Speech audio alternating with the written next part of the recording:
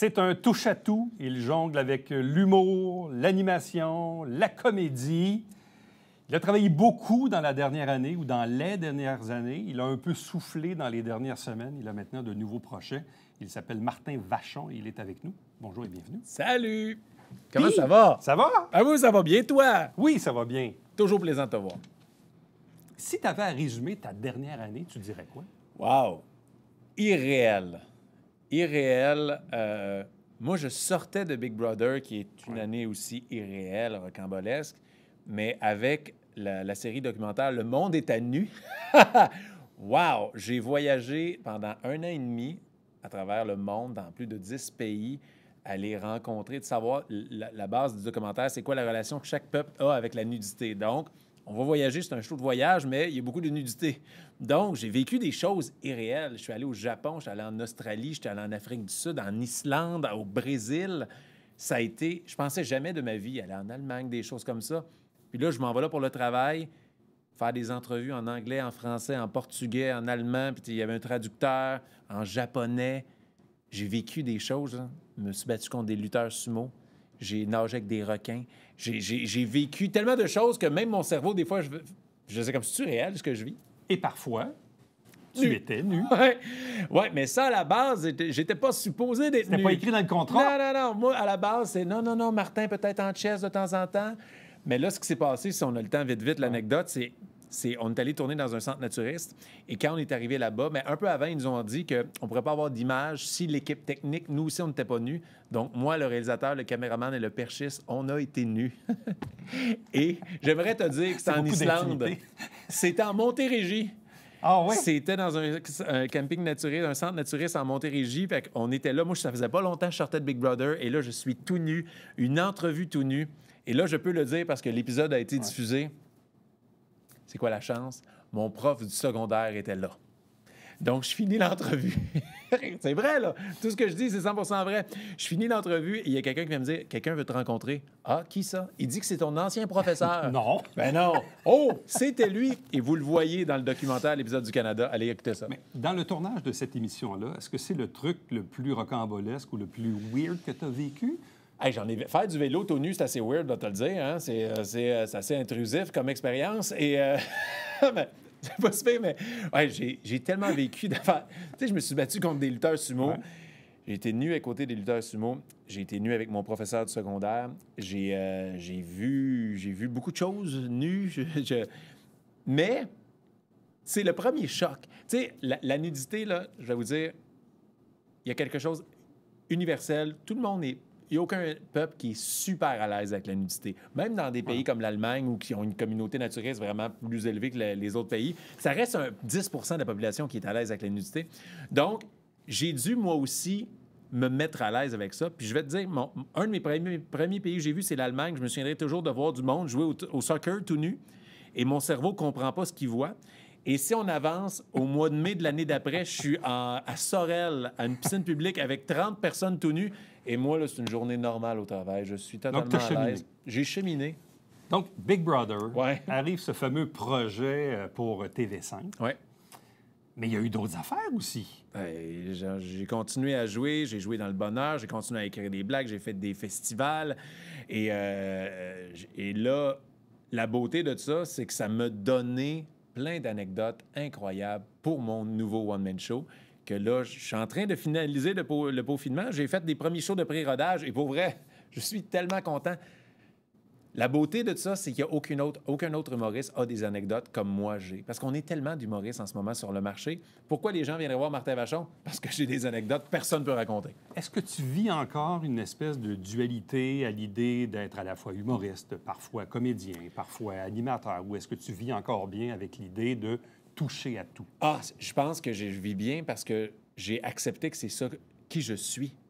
Puis c'est ça qui me permet d'être heureux de ne pas faire qu'une seule chose. Je pense que si j'étais seulement comédien, seulement humoriste, seulement animateur, à un moment donné, t'attends soit après des contrats ou soit tu fais comme « Ah, ma vie est pas mal tout le temps la même chose. » Moi, ma vie, là, est un film. Ma vie est un one-man show. Juste cette année, tout ce que j'ai vécu, si j'étais seulement humoriste, comédien ou animateur, je ne l'aurais pas vécu. Tu disais que ta dernière année était un peu irréelle. Oui. Donc, tu n'as pas vécu une vie normale comme la moyenne des gens qui nous regardent en ce moment. Oui, je pourrais dire ça. Comment as-tu vécu ça personnellement? Tu as quand même des jeunes enfants, Ouais. ta conjointe. Puis la vraie vie, c'est pas ça non plus. Je vais te dire, j'ai une femme extraordinaire. C'est un travail d'équipe et ma femme, elle a été vraiment forte. Pour vrai, même, ça a été difficile pour elle. Elle s'en rendait même pas compte. Pour vrai, ma femme, elle a survécu à Big Brother, à moi qui voyage à travers le monde, avec 2 enfants en bas âge, avec un F4 et des âges pas faciles à avoir des enfants. Et quand je suis revenu à la maison, c'est là qu'elle a un peu tombé. Puis tu sais, elle se rendait pas compte. Pourquoi je suis fatigué de même? Pourquoi je suis pas bien? Parce que là, ton adrénaline descend. Puis moi, je suis à la maison. Fait que ça a été, tu sais, là, elle va super bien, mais tu sais, ça a été dur pour elle. Fait que tout ce que j'ai vécu, j'ai pas vécu une vie normale grâce à ma femme, mais notre vie est comme ça. Ça fait 15 ans qu'on est ensemble. Puis depuis 15 ans, tu sais, elle est habituée à ça. Elle savait dans quoi elle s'embarquait. Et il y a plus de beau que de négatif d'avoir une vie atypique comme la mienne. On vit des choses. Mes enfants ont la chance de vivre des choses que la plupart des autres enfants ne vivent pas, de me suivre en tournée, de voir des spectacles, de faire des rencontres et de vivre des expériences parce que des fois, j'ai des privilèges, d'où à mes tournages, d'aller essayer des choses et je peux les amener avec moi. Quand on s'était croisés au mois de juin, tu m'avais dit, c'est le fun, là, mais j'ai la langue un peu à terre. Ouais. J'ai hâte à mon été. Ouais. J'ai hâte d'avoir des vraies vacances, Ouais. ce que tu as eu, pour partir sur des nouveaux projets. Finalement, as-tu pu profiter de ces vacances-là? Oui, ça m'a fait du bien pour vrai parce que quand on s'est vu, puis c'est vrai que je sortais depuis Big Brother, puis l'expérience Big Brother avait été drainante, point de vue énergie. Tu as eu des Ah, émissions aussi à Nouveau Télé. t'as eu, Exact. ouais. J'ai fait 80 épisodes de Combien tu m'aimes, Ouais. la télé-réalité que j'animais une quotidienne. Et j'ai fait Gérant d'estrade également aussi. J'étais brûlé, mais la beauté, c'est que je savais que ma gérante me protégeait. Elle m'avait mis comme un 4-5 semaines dans mon calendrier que interdiction de booker de quoi à Martin. Puis elle me l'a donné.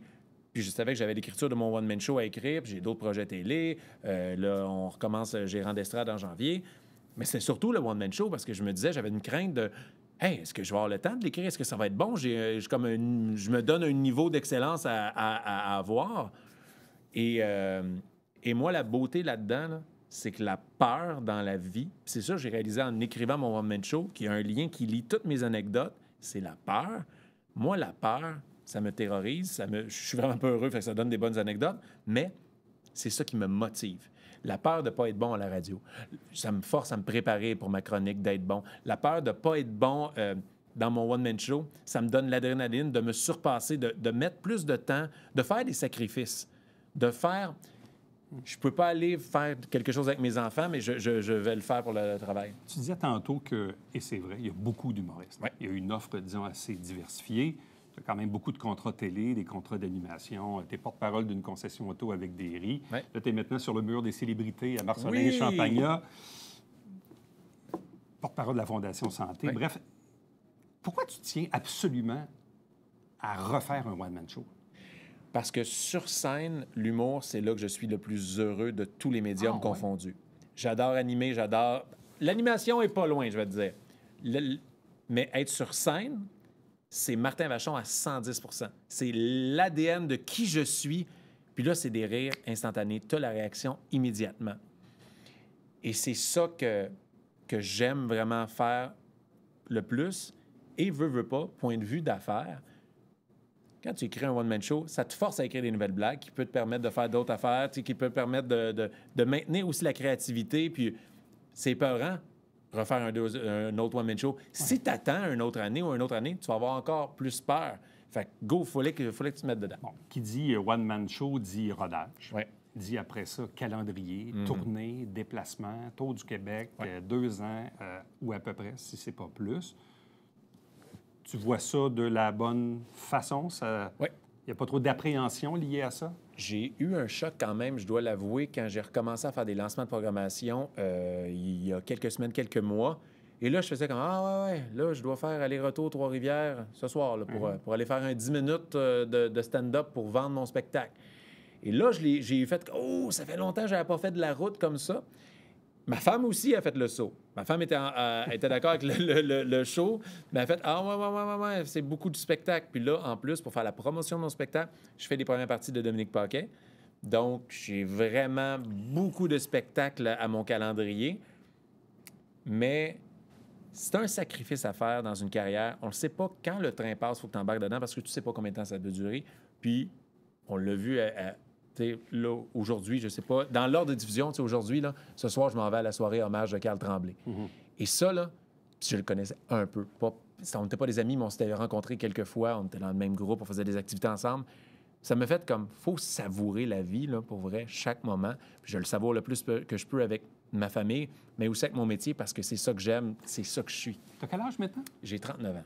39. Donc, quand tu vois un gars de 47 qui meurt, Ouais. toi, tu dis à fond la caisse. Là. Oui, puis je l'avais déjà ça en moi.